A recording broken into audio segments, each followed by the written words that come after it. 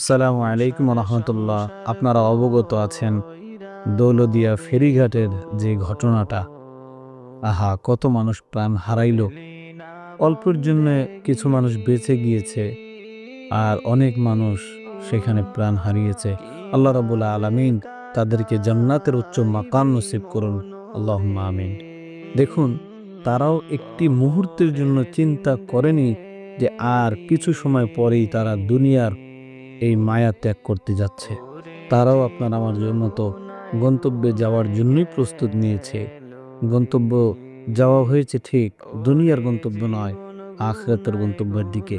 এর জন্য পেয়ারা বন্ধু আমার, এই দুনিয়া একেবারেই সংক্ষিপ্ত, একেবারেই সংক্ষিপ্ত। এই দুনিয়া আমাদের থেকে অবশ্যই, এই দুনিয়া থেকে আমরা চলে যেতে হবে।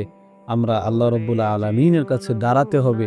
এর জন্য কি নিয়ে দাঁড়াবেন, এই ফিকিরটা সব সময় অন্তরে লালন করা, সব সময় অন্তরে লালন করা যে আল্লাহর সামনে কিভাবে দাঁড়াবো, কিভাবে রব্বে কাবার সামনে আমরা দাঁড়াবো, ওই প্রস্তুতিটা নেওয়া।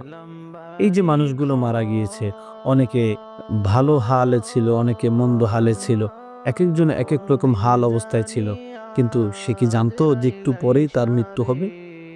কিন্তু মৃত্যু হয়েছে। তো আপনার আমার কখন মৃত্যু হয়ে যায় বলা যায় না।